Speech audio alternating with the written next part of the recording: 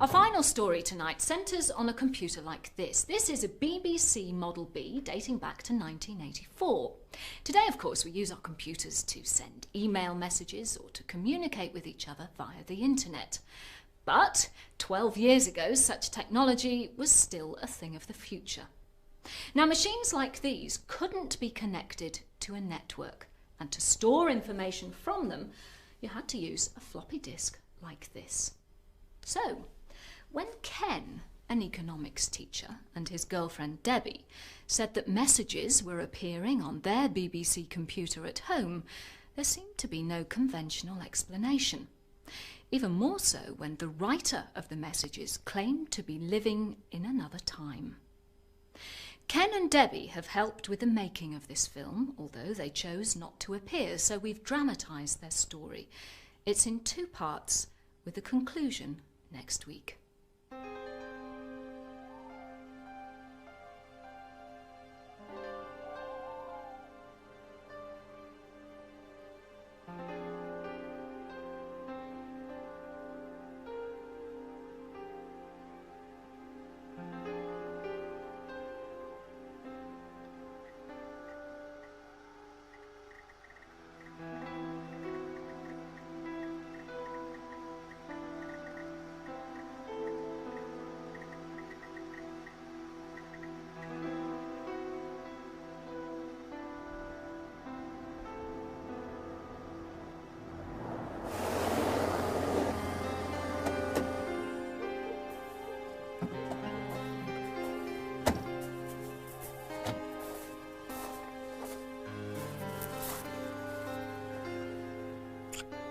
Coffee.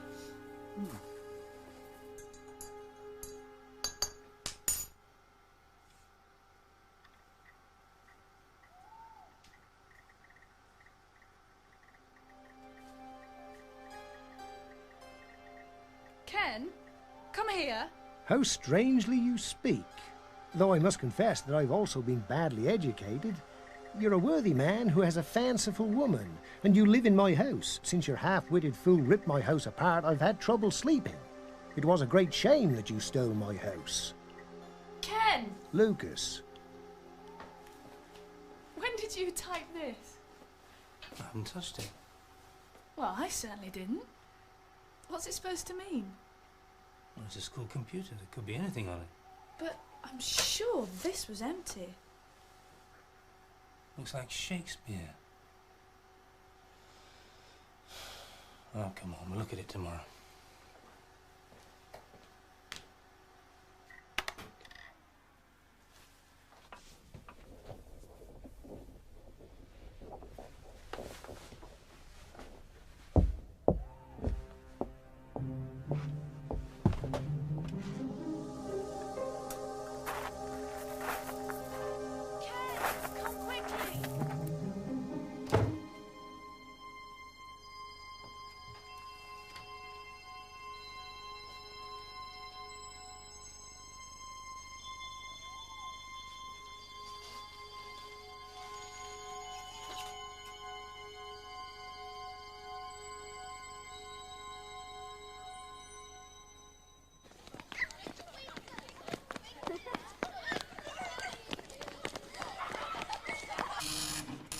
I haven't got a clue where it came from. Unless somebody broke in and typed it. Well, anything missing? No. He left more than he took. Yeah. Well, at first glance, I would say it was Middle English. Chaucer. Don't recognise it. Well, is it definitely medieval? Well, I could always check the vocabulary in the OED, I suppose. Oh, that'd be great. Thanks, Peter. Why don't you leave them a message? Try and catch them out. Come on then, what else shall I type? Ask him who the king is. Ask him how old the king is. Ask him how does he write to us. Okay.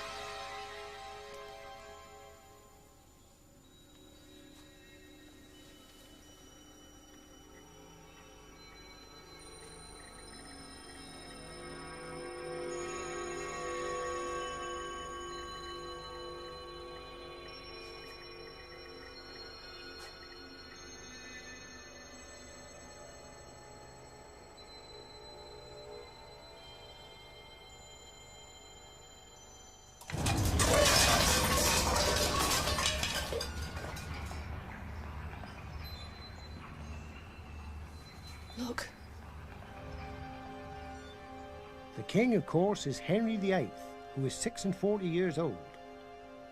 46. Born in 1500. That means Lucas is writing from 1546.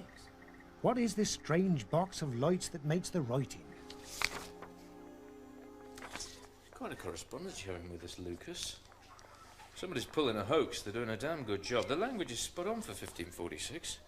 Can you be that accurate? If you're a good linguist, yeah. Mind you, he's making some historical errors. He says he went to Jesus College, Oxford. Well, Jesus College didn't exist in 1546. It was founded 30 years later. Well, thank God for that. So it is a hoax? And what's all this about a tiger? Oh, he means my Jag. I left a picture of it by the computer. The bugger's nicked it. Maybe you've got a poltergeist, Ken.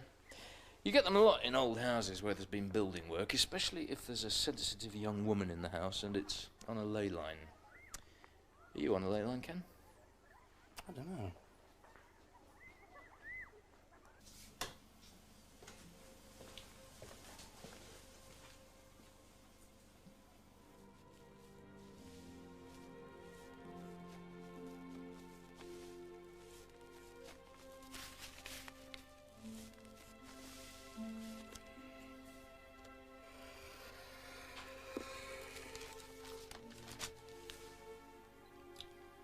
So are we on a ley line or not?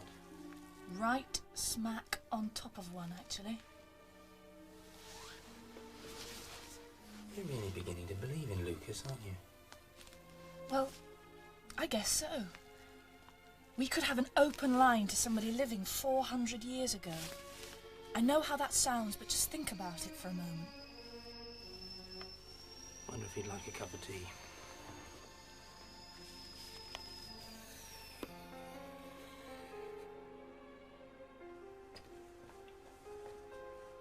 Bloody hell.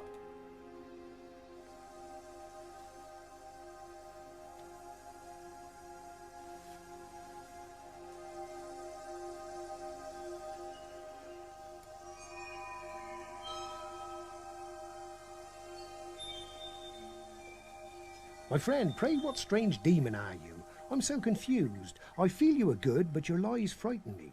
You said you're alive, but this is not so. If you were alive, you would say you know not of Jesus College.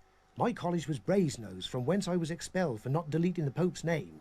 If you don't explain your ignorance to me, then I must make an end to my words with you. This would cause me much despair. Lucas. We didn't challenge him about Jesus College. He was testing us. He thinks we are the hoaxers.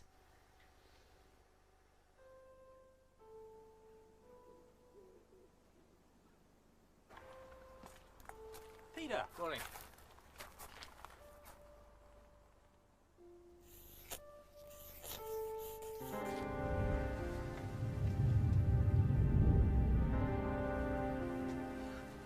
Are you okay? Yeah. So what happens next? Peter, do you believe in ghosts? Oh, I've never seen one. You're still checking out the Oxford connection, aren't you? Yeah, I'm going to see the librarian at Brasenose tomorrow. And you could check the Society for Psychical Research. I doubt whether they've come across a computer haunting before. I'll start by checking the names on the roll for that period and see if I can find you your Lucas. Intriguing, isn't it? I'm pretty sure the language and content are completely authentic. Mind you, if you spot any anachronisms, I'd be grateful for the details. I have your phone number. Oh, by the way, if you hear from him again, ask him if he's got any overdue library books. I did see a fair maid who came suddenly to me. I was surely frightened to see her so appear. She briefly caught my sight, her gaze admitting love. What do you want? Asked she. My lips could not respond. Her beauty had stolen my breath away. But then, as she had come, she went, and I was left in that dim firelight, with naught save her golden memory.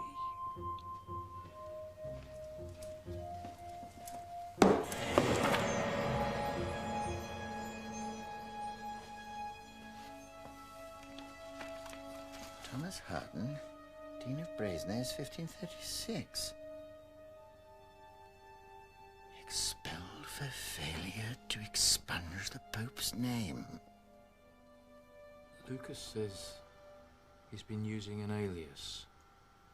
He says he's afraid for his soul if he uses his real name, which is Thomas? Thomas Harden. Well done, Robin. Hang on, there's more. He says the sheriff will take him to trial and execution within 7 days unless he can explain the Leem's voice, that's the box of lights, that's appeared in his house. They must think he's been dabbling in witchcraft. If they think he's a witch, they'll burn him at the stake, won't they? He hasn't finished yet. Jesus, I don't believe this. He says, you say you're from 1985. I thought you were from 2109, like your friend who bought me my box of lights. 2109? Dear God, you mean he's getting messages from our future? That seems to be what it means. Peter, send them a message. I don't think that's a very good idea. We can't help Thomas. Perhaps they can. If you won't do it, I will.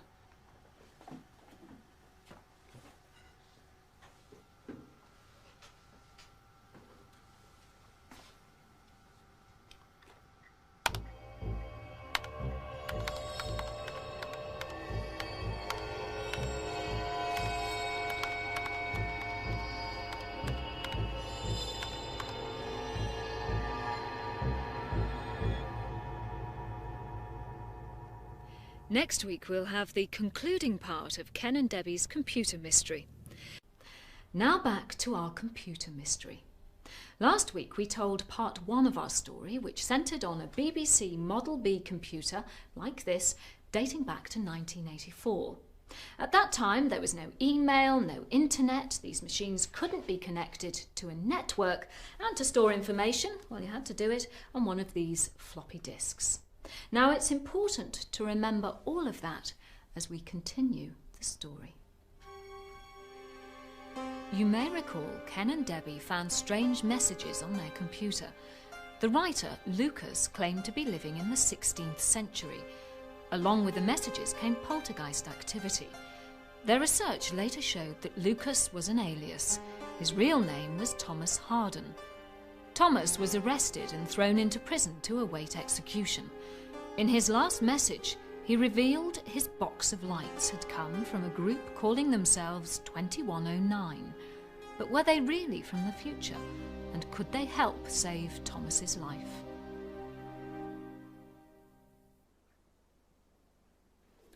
Well, I'm sorry we didn't get any messages from either the past or the future. That's about par for the course. Doesn't the SBR ever find anything? I wouldn't say that. We quite often detect an obvious fraud. But when nothing at all happens, there's not much we can do. Perhaps they burned your Lucas. We have to be careful. You know, science says this is simply not possible.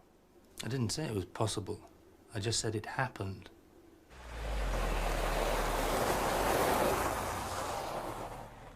I can't believe he's dead. If Thomas was in prison, he wouldn't be able to communicate, would he? That's a good point. There must be something we can do. You've changed your tune. Maybe I have. And 2109? No, I can't say I'm sorry not to hear from them. Oh, come on. Let's go to the pub. Ken, What? there's a message, a long one. Ken, Deb, Peter. Thomas, he's alive. I don't know. I think it's from 2109. You have two choices. One, that we explain this experiment, but cause what should not be to happen. Or two, understand that you have a purpose that shall change the face of history. We, 2109, must not affect you directly, but guide you and allow room for your own destiny. That's bullshit. Calm down. Calm down. Thomas is in trouble. Might even be dead. We've got a computer that's doing Star Trek impressions. I don't believe in destiny and all that crap. It makes a kind of sense. We're Thomas's future, they're our future. They? Who are they? What is our name? Too perfect that we make mistakes. As we must have a character. A movement that casts no shadows. Thought without chemical reaction. Love without passion. Hate without anger. Wars without lives lost. How can we have a name? We are many, but no more than one at a time to come.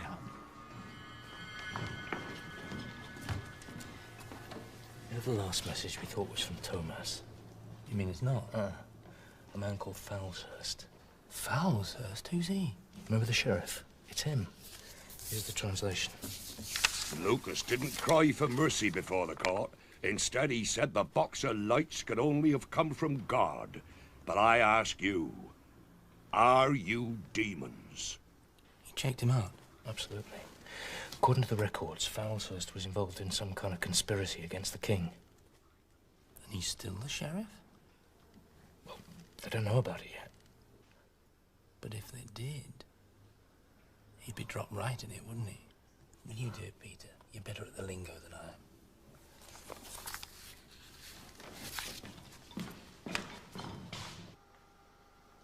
He's answered. My most noble Peter, if you swear not to use your power, then I shall free Lucas within the hour. Peter did it. It worked. I beg your forgiveness, but I meant him no harm. I shall do this, for you are my friends. What a creep. My good friends, I do weep so much that I can be with my friends again. It's a pity that I can't hold you to my breast. I know you as well as my own family since your time opened up to me. But I must move on soon. It's best, since the people of Dawdleston now fear me. Thomas.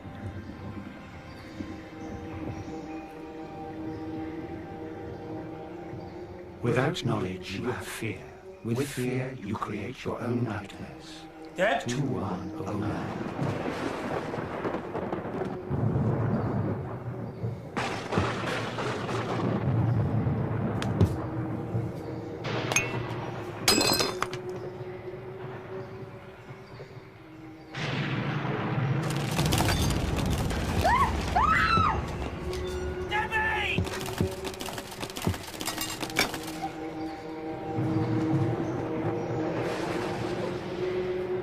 Leave us alone!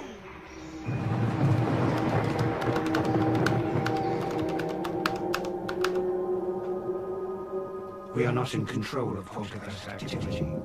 We are not here to play games. We are tactics. We watch and react accordingly in the vertical plane. The flower reaches too high and withers in the burning light. Safe are the bodies of the silent world. We are stopping the communication with Thomas.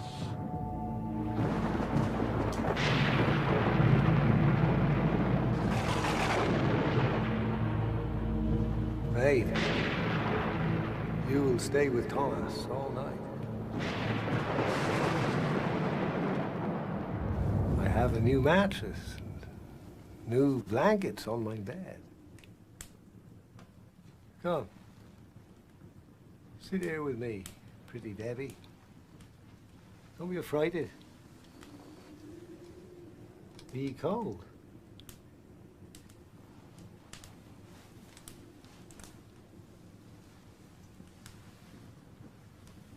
Your perfume haunts my house.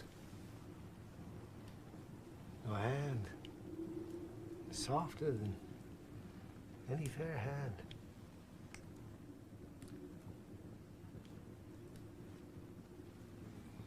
You'd be unreal.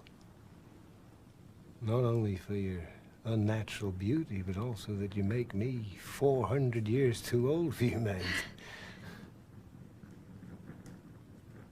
One day, Debbie will know Thomas as nothing but history. Am I to live knowing nothing else? Forgive me, Debbie. I am but foolish.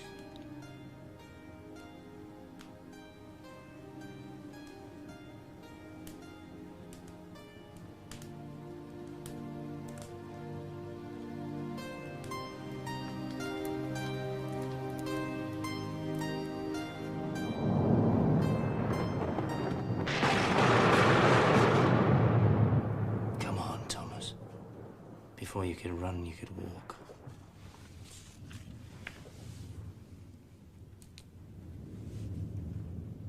I'm fascinated that 2109 claims to be composed entirely of tachyons. Whatever they are. Well, they're theoretical, or rather conjectural, particles without mass. They can travel faster than the speed of light. Yes, so? Well, if they can travel faster than the speed of light, they can travel through time. I've set up the new test. I've typed in a list of questions for 2109, which only I know. We'll seal the kitchen for 1 hour, then I'll erase the questions, okay? If you get an answer, then you'll have some proof. So what can we do? I want all three of you to stay in here where we can see you, please. You still think we're having you on? Deb. John, certain words from that time are only used at certain places and at certain times. It takes me weeks to cross-check the language on one of these, and they come every day. It'd take months to compose one of these from scratch. How can it be a hoax? We have a routine to follow.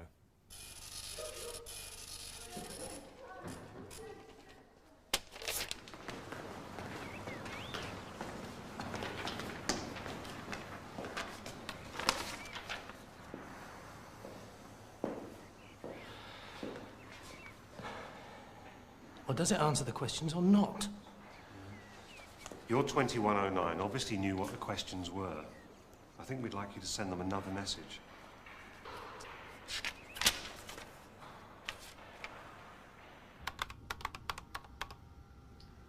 So they're a bit less smug about it than they were then, are they? Not before time. John's asked us to ask them another question. The solution to Fermat's last theorem. What's that? It's a complicated mathematical puzzle. Never been solved.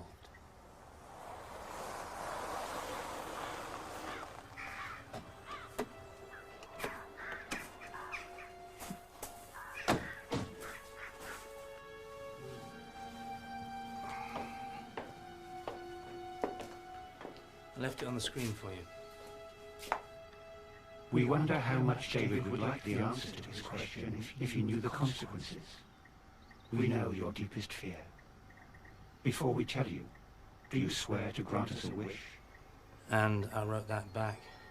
If it be in our power so to do, and that we do not lose our bodies, minds and souls to you. Is that it? Did you drag us down here for this? Then let the man who is willing to lose these step forward.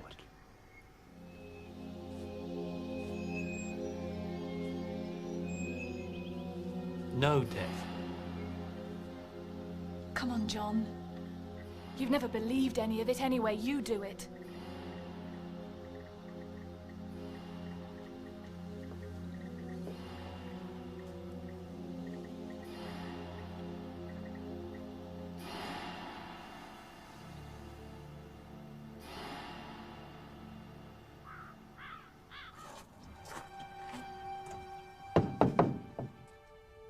My true fellows and sweet maid, I go now to Oxford to write my book about my brothers and maid, and of our love for each other.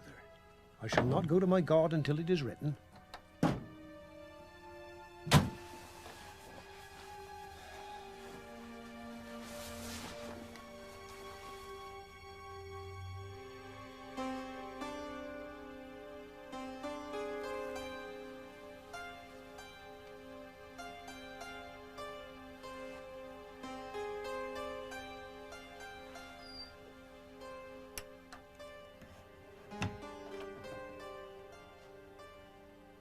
I write this in the hope that my dear friends will one day find this book. For on that day our lands may not be so distant, and we shall all be truly embraced across the centuries. Thomas.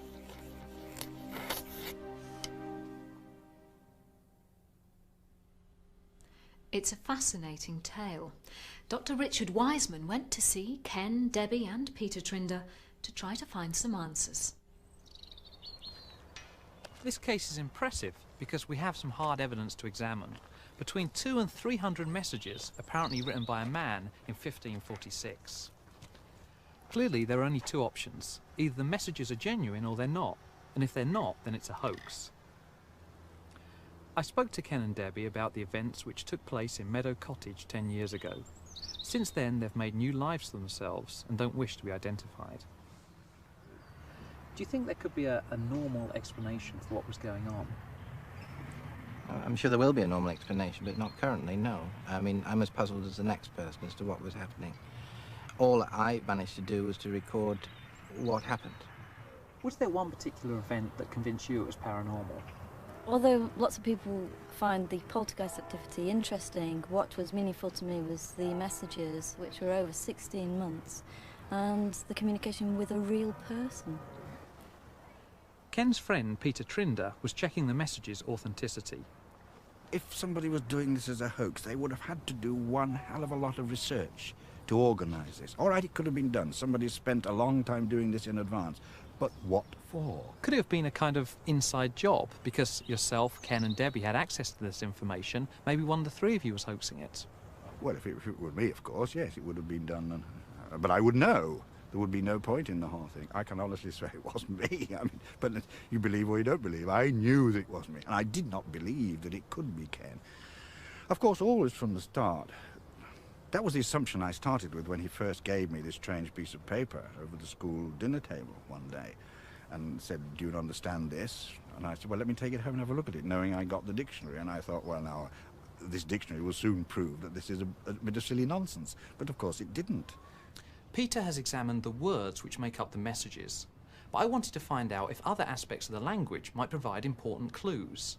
Looking at the verb structure, there are things which Lucas says that would not have been said in 1546. It's true that individuals can make up individual words, but we don't make up our verbs.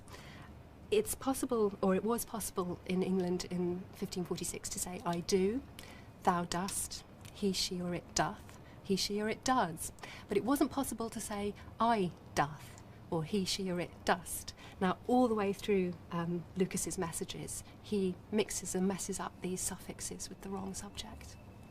Do you think it's some kind of hoax or forgery? Well, it's certainly, if it's meant to look like early modern English writing, it doesn't even look close. So do you think it's a sophisticated hoax by somebody who has a background in modern English? No, if somebody had a background in early modern English writings, their hoax would look a lot better than this. I mean, they would get their verbal inflections correct. They wouldn't choose vocabulary that came from a period long before the period that this is supposed to have been written in. They'd do it a lot better. We've had the Lucas's messages analysed by two experts. They have said that these are definitely not from the 16th century. They are like 20th century hoaxes. They don't have the right feel about them grammatically to be from the 16th century. What would you say to that? I'd be interested to see the detail of it. This is, of course, what you, in many ways, you'd expect this sort of reaction. I suppose there's an academic in the land who would say, this is real. Not anybody who wanted to keep their position. This is a BBC Model B, like the one that Ken and Debbie used. I used to have one myself in the 80s, and so I know what they can and cannot do. When you switch them off, all of the information in the memory is wiped, and so it seems unlikely that somebody would have planted the messages on the computer before Ken brought it home from school. With the messages, were there any occasions when it couldn't have been Ken and yourself, that somebody looked at the computer, then walked out, shut the room, kept an eye on Ken and yourself, walked back in and saw a message? Obviously, in the beginning, we wanted to eliminate ourselves. Ken would go miles and miles away. He may be with friends. I would sit with various people. Some people I'd only met once. And they put a question on the computer, and a message came. And all the time, I was in one room, never entering the room where the computer was at any time, always in view. And also, with Ken being clearly not there, it eliminated him as well. So who could have been planting these messages? Dr. Wright suggested one way in which the language might help us find out. She compared the messages from Lucas with the descriptive passages from Ken's book. She took a 500-word sample from both Lucas and Ken and looked at how many times they used an adjective in front of a noun. Ken used one 26.6% of the time, Lucas 26% of the time. And that's not just the percentage for everyone writing around the time Ken wrote his book, 1986. She checked that by looking at some journalism and also a romantic novel, both written then. They both used adjectives in front of nouns around 32 to 35% of the time. We've always really rather hoped for some constructive comments about it. And in the light of something I've heard today about language and about its construction being possibly similar to my own construction, this is particularly remarkable since I wasn't in the building, as I say, for something like 4/5 of the occasions when messages appeared. It was very real, that's all I'm saying, Richard. It was very close, the kind of thing that you could not doubt. But all the time one was aware of the possibility of hoax. But if it was a hoax, by golly, it was brilliant. It's a strange sort of question. Did you hoax it yourselves? Because we were the only people with the opportunity. But to be honest, this phenomenon has a built-in endpoint. Simply that if somebody comes across and finds Thomas's book, if somebody finds that, well, these sorts of discussions become irrelevant, and I'm really quite happy to wait until that point to sort all the finer detail out. Richard also spoke to the 2 investigators from the Society for Psychical Research who chose not to appear on camera. They too thought it was a hoax, but had no idea how it was done.